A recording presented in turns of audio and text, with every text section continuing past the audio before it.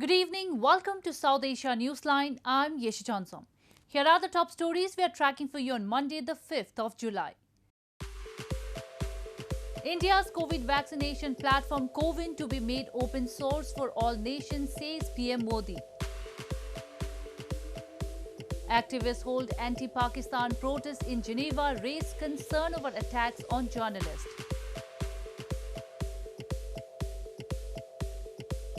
And Afghans worry about security amid US troop withdrawal. And now for all the details. Emphasizing the importance of technology in the fight against the COVID-19 pandemic, Indian Prime Minister Narendra Modi at the CoWIN Global Conclave on Monday announced that India's COVID vaccination platform CoWIN is being prepared to be made open source, available to any country interested in the technology. He also pointed out that vaccination is the best hope for humanity to emerge successfully from the COVID-19 pandemic. Indian Prime Minister Narendra Modi on Monday announced that the COVID vaccination platform CoWIN was being made open source, emphasizing the importance of technology in the fight against the COVID-19 pandemic at the CoWIN Global Conclave held virtually.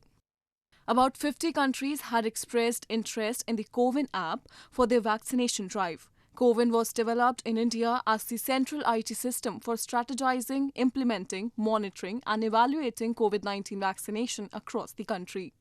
PM Modi also pointed out that vaccination is the best hope for humanity to emerge successfully from the COVID-19 pandemic. Indian civilization considers the whole world as one family. The pandemic has made many people realize the fundamental truth of this philosophy. That is why our technology platform for COVID vaccination, the platform we call CoWIN, is being prepared to be made open source.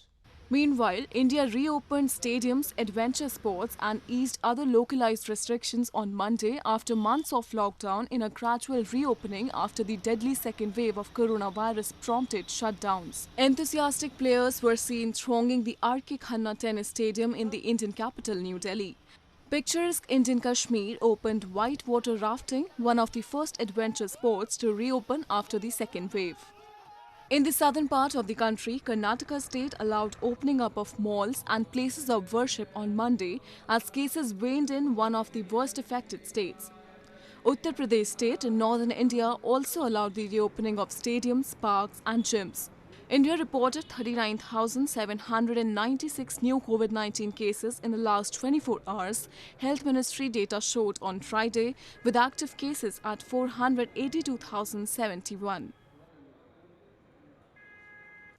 In news from Pakistan, at the rally of the multi-party opposition alliance in Swat on Sunday, opposition leader Shehbaz Sharif took a jibe at Prime Minister Imran Khan's government for failing to deliver its promise, saying he left no stone unturned in destroying the people of Pakistan. Opposition PMLN Pakistan Muslim League Nawaz leader Shehbaz Sharif on Sunday once again took a jibe against Prime Minister Imran Khan and said that he left no stone unturned in destroying the people of Pakistan. Addressing a rally of the multi-party opposition alliance Pakistan Democratic Movement in Swat, Shehbaz said ever since Khan's PTI-led government took over, the country has been going through historical poverty and the country has been brought to the brink of disaster. तो मैं आपको ये कहने आया हूं कि मेरी बात सुन लो आज गौर से कि अगर आपने इस हुकूमत का अपने वोट की ताकत से खात्मा न किया तो यकीन कर लें कि पाकिस्तान को तबाही के दहाने पहुंचा चुके हैं, फिर कोई बचाने वाला नहीं होगा.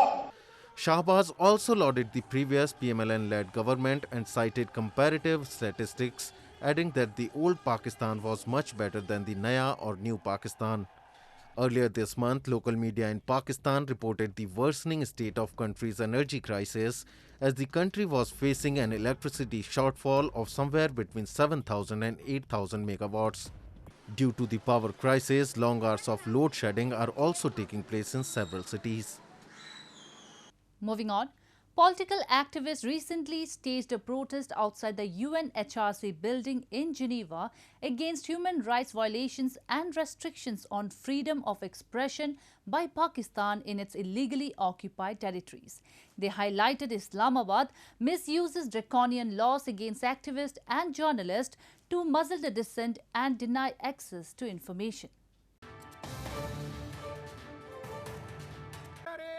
Political activists from Pakistan-administered Kashmir recently held an anti-Pakistan protest outside the UNHRC building in Geneva against human rights violations, restrictions on freedom of expression in illegally occupied territories ruled by Islamabad.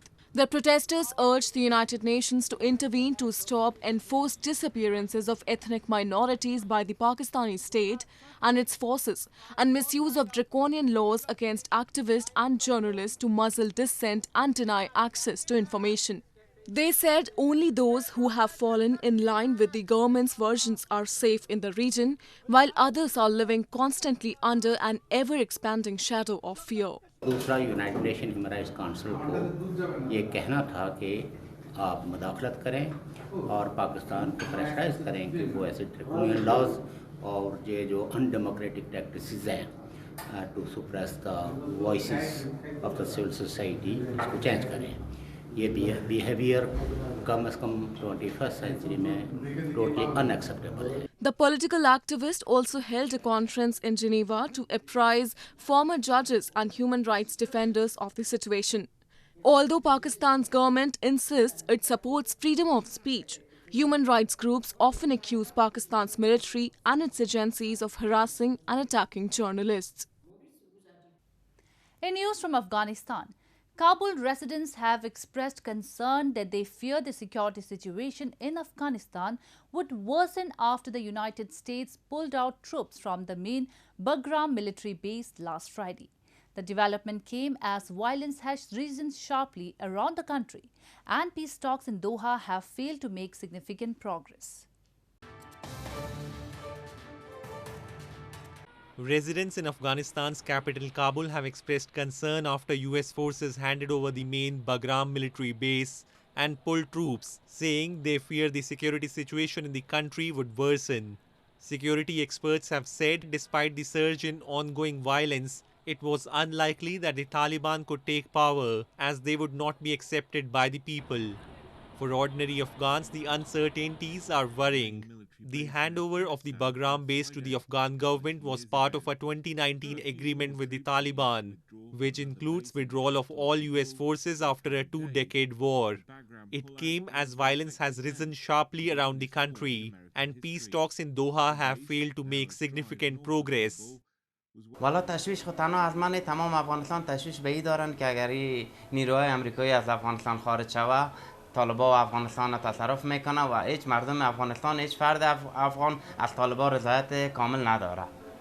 دیگه مشکلات همینجاست که از روزی که آوازه و دروازه شده به کاروبار مردم بسیار لکمه وارد شده و همچنان تشویش مردم بسیار زیاد است. طالبان با زور به در افغانستان کی او را قبول میکنه؟ مردم افغانستان اونا را قبول نمیکنه. بنابراین جبهات جور میشه. این میلی ببین در تمام ولایت مردم با ضد طالبان خستان تپان گرفتن دیگه. The Taliban has launched a wave of offensives across the country, particularly in the north, outside of their southern strongholds. Reports suggest in the last 2 months, at least 120 districts have fallen to the insurgent group. In news from Bangladesh, the coronavirus infections have been rising in Bangladesh since last month. Bangladesh on Sunday recorded the highest single-day deaths from COVID-19 at 153, the highest single-day toll since the pandemic began, as health officials warned that the high infection rate could create a shortage of medical oxygen supply.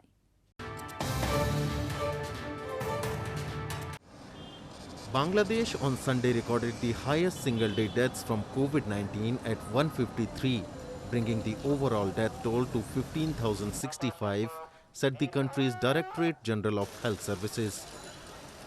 This is the highest single-day toll since the pandemic began, as the health officials warned that the high infection rate could create a shortage of medical oxygen supply. According to the official data, 8,661 more confirmed cases were recorded in the Asian country, raising the total tally to 944,917. The total number of recovered COVID-19 patients in the country has risen to 833,897. To curb the virus transmission, Bangladesh last Thursday entered a one-week strict COVID-19 lockdown, and army personnel have been deployed to patrol alongside civilian forces to maintain law and order. Bangladesh recorded the highest daily new cases at 8,822 on June 30. Meanwhile, since the first detection of the Delta variant in April this year, the rate of infection by this variant started rising. The Institute of Epidemiology, Disease Control and Research, a Bangladesh government research institute under the Ministry of Health, said they have found dominance of Delta variant among the recent cases of COVID-19. Youth from border villages of India's Jammu and Kashmir thronged in large numbers for a police recruitment drive in the Union Territory's Baramulla district on Sunday. Those who got selected would be trained to stop infiltration bids and cross-border drugs and weapons smuggling. Youths from border villages of India's northern Jammu and Kashmir thronged a recruitment drive conducted by the police for its special border battalion on Sunday.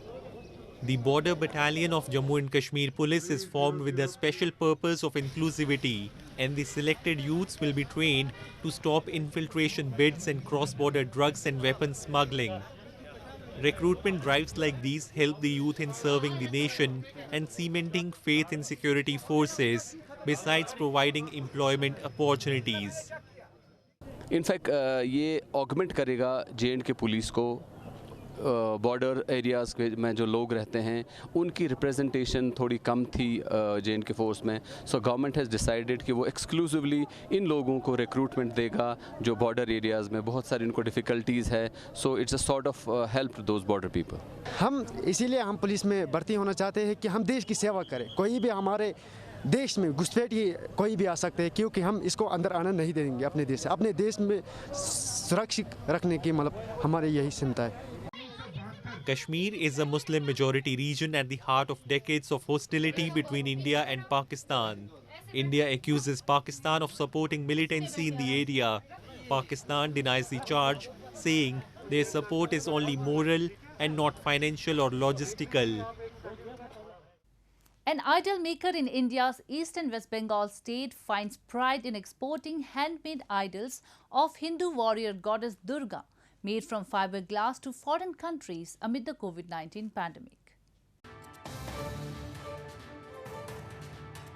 An idol maker in India's East and West Bengal state has exported fiberglass idols of Hindu warrior goddess Durga to foreign countries, becoming the first artisan in the region to send his artwork overseas amid the COVID-19 outbreak. Idol maker Mintu Pal, who hails from Kolkata city, said despite the pandemic, he received 2 orders from New Jersey and Berlin each, which will be priced at around $2,000. हर साल हमारे इधर कलकत्ता कुमारटोली से विदेशों में fibre glass का दुर्गा मूर्ति जाता है. इस साल भी मेरे को 2 ऑर्डर मिला है. एक न्यू जर्सी चला गया यूएसए और एक तो बर्लिन जाएगा, अभी जाने के लिए तैयार है. ये टोटल फाइबर ग्लास का बना हुआ है और इसका कॉस्ट कम से कम 1.5 लाख के ऊपर ही आता है. Artisans in West Bengal state are famous for creating larger-than-life idols of Hindu warrior goddesses that are worshipped during the grand Hindu festival of Durga Puja or festival dedicated to the goddess. However, like all other industries, the pandemic has stung the business of the artisans of Kolkata as well. Well, that's all we have for you from South Asia this evening. Now viewers can watch the show on SouthAsiaNewsline.com. You can also visit us on Facebook.com/AsAsiaNewsline and follow us on Twitter @AsAsiaNewsline. That's all in tonight's edition. We will see you same time tomorrow. Good night.